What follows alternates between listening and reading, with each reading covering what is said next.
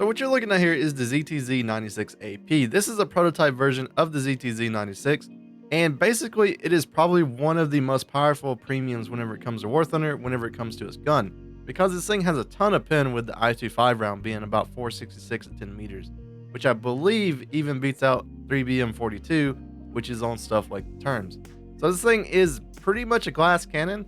It does have some armor that can stop some rounds, but the problem with it is if you go into armor aspect, you see it's got this plate right here at 60 millimeters. Go to X-ray, there's no composite underneath this at all. So if you want to easily kill this thing, you take this little like tow hook right here and you aim a little bit to the left of it, and you will completely hit all the ammo that is just stored at the bottom of this tank, and even probably take out the driver. So this thing is pretty easy to take out, but since not many people know where to shoot Chinese tanks whenever it comes to Warthunder, they expect it to be the same shot as on like the terms, and as well as T-72s, T-80s, and all that sort of stuff. While yes, you can go for gun breach and it can pin in some situations like that, the problem about it is there's this gap that is just so hit or miss if it can actually pin. If you hit right there, for example, where you think you should hit a terms, it won't pin. But at the end of the day, if you know this thing has no armor at the very bottom, you can aim about right there with your APFSDS. It goes through the tank and hits the ammo and blows up this tank. So it's not really that protective of if you have the lower plate exposed, but a ton of people, for some reason, over my time of playing this thing, and just these Chinese tanks that do not have hull armor in general, because even like this thing doesn't have hull armor, people don't really aim for that unless they exactly know that is where to aim on this tank. This thing does have an APS system. It really isn't useful whenever it comes to this BR.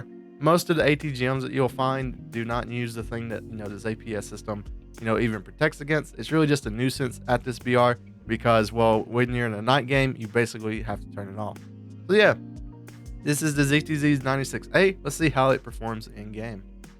So yeah, this is the ZTZ-96A. This is a very interesting vehicle for China because it's not the only vehicle that you have to play or that you can get to grind out the whole entire tech tree. For example, with like France, the only vehicle that can grind the whole entire tech tree is the AMX-30 Super.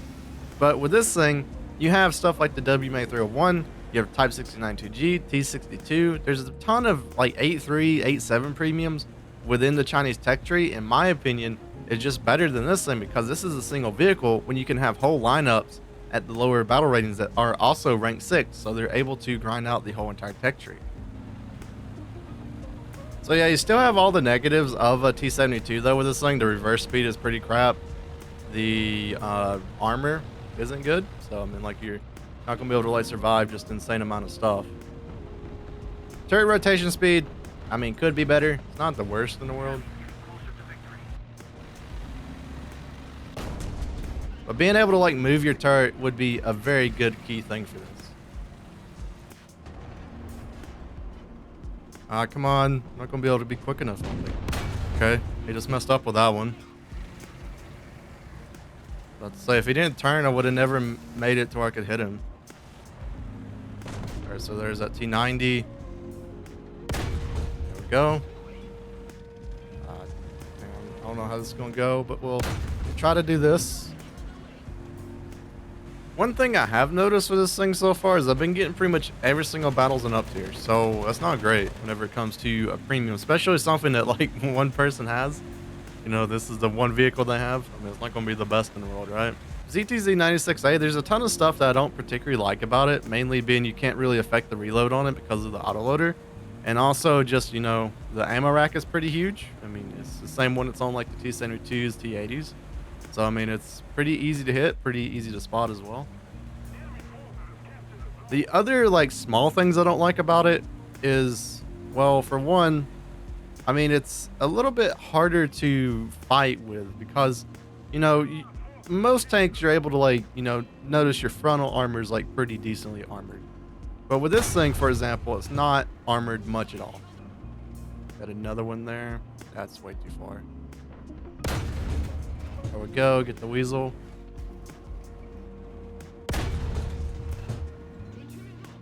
Engine turret, that was an odd gun. See if we can go through this one. There we go. But this is where the ZTZ like strives at, is just being this like long range snipers, because like the big thing about it is the pin on the round is really good. So you're able to use to your advantage like terrain and all that sort of stuff. You should do pretty well with it. Sounds like a LAV. Okay, they got him. Good, good. Ow. From what? Oh. That wasn't him though, was it? No, it wasn't. Hello. Wow.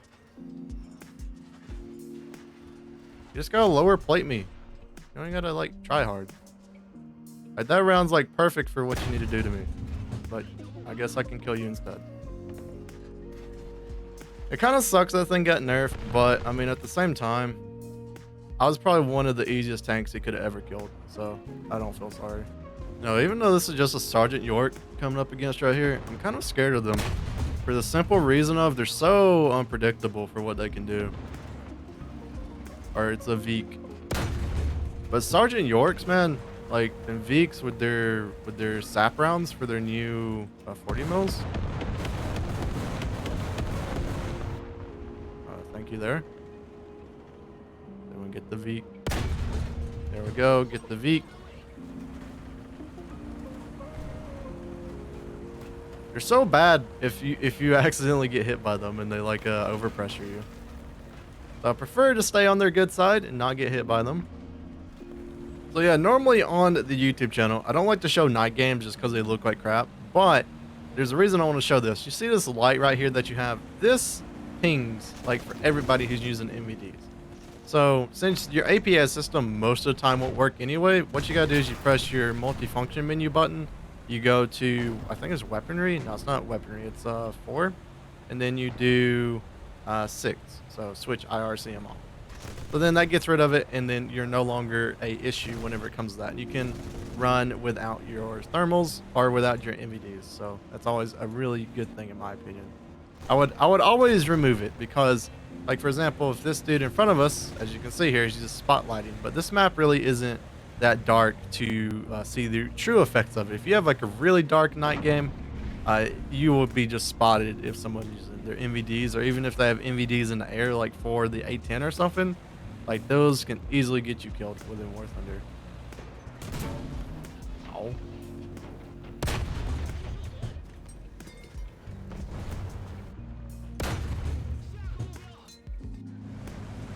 So yeah, if you do like these types of videos, remember to like and sub to the channel. It is very much appreciated with all your guys' support. It helps, you know, get these videos out there for more people to look at, and these videos can be made more often.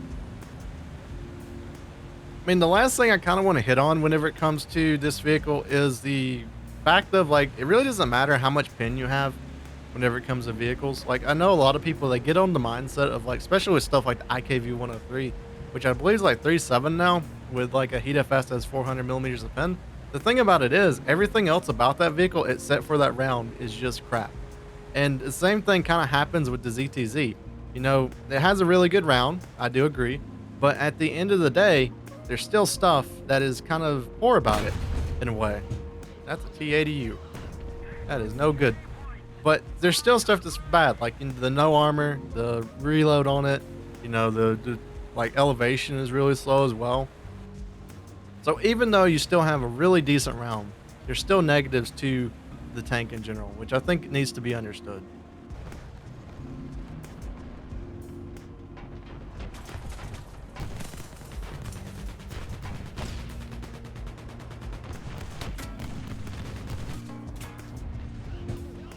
There we go, get the Puma out of here.